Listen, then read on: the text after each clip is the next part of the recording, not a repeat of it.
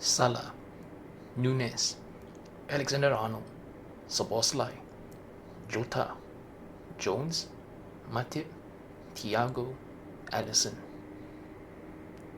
These are all the senior players who were unavailable for this match due to injury. And during the match itself, Gravenberch got injured. His ankle was stepped on, he rolled his ankle and he was taken off on a stretcher. And yet, Liverpool somehow found a way to win. They needed to rely on their reserve players to fill out the starting 11, and then they had to rely on their academy players to fill out the bench. I'm quite lost for words as to how they managed to do this, and yet they did. This match, it was cagey in large parts, but at the same time, both teams had good situations, both teams created chances, both teams hit the post, both teams had goal line clearances, goal line saves, both teams had goals disallowed. This match as a whole, it had tension, it had action, it had drama, and at the end of 120 minutes, it had a winner. Liverpool by that 1-0. Van Dijk headed in the 118th minute of the match. Watching this match as a Liverpool fan, just seeing how the team was repeatedly shredded by injuries one after another, and then when Gravenberch went down, and I thought, not again, another injury. And as the match wore on, I could see it seemed like Liverpool's players were getting exhausted towards the end of the 90 minutes. At first, Chelsea won the ascendancy, and they had control of the situation, and they were the ones attacking, just wave after wave. And I thought to myself, I think whatever happens from this point on, even if Liverpool lose this, it would be disappointing if Liverpool lost, for sure. But somehow I just couldn't find it in myself to be angry at the loss, because Liverpool had thrown everything they could into this, and they threw on the youngsters as well. At this point, the initial joy, has since given way to a sense of relief. A nice trophy for Liverpool, and hopefully more to come.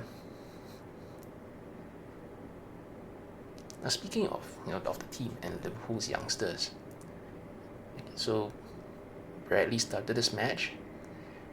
Then the substitutes were also Clark came on, McConnell came on, Dance came on, Kwanzaa as well.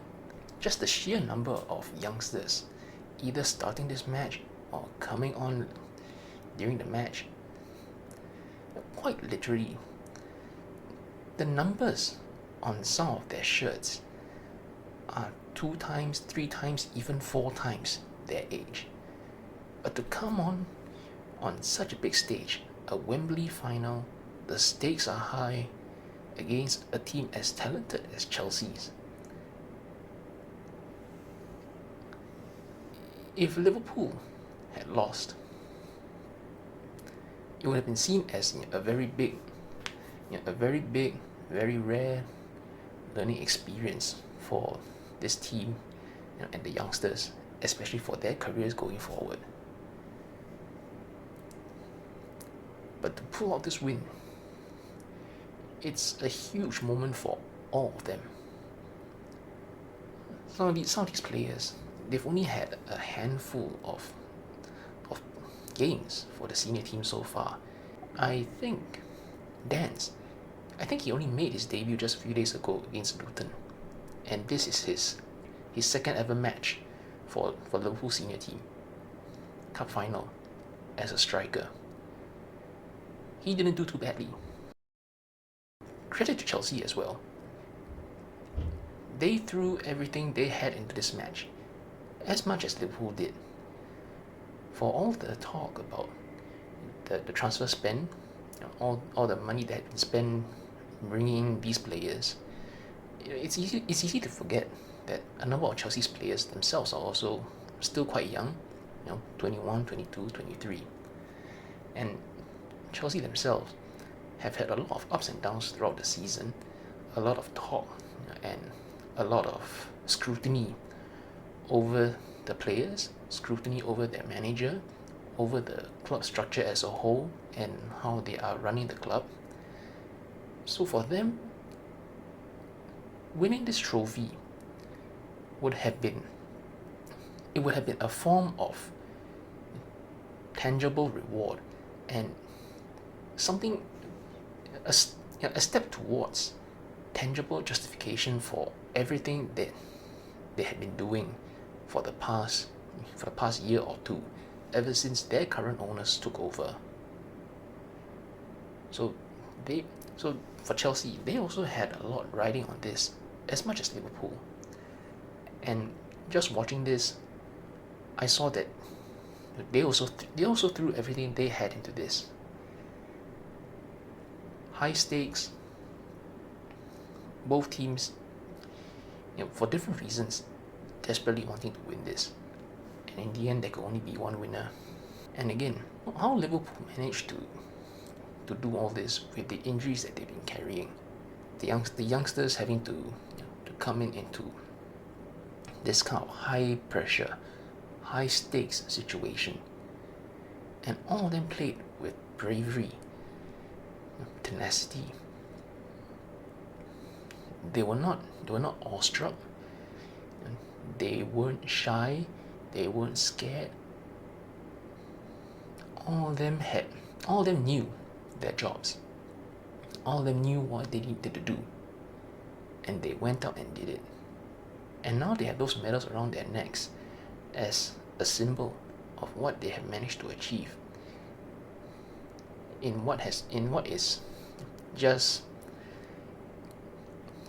just their first steps of their careers. Now then, with this cup final over, it won't be long before the next match. In fact, I believe the next match is in midweek. It will be the FA Cup. It's the FA Cup 5th round at home against Southampton. So there's really not going to be a whole lot of rest for the entire team. And winning this cup final is not going to make that injury list suddenly magically disappear. They're going to have to find a way to get through this FA Cup match with whatever players they still have available. But for right now, I think Liverpool have earned the right to celebrate and enjoy this trophy win, even if it's just for tonight.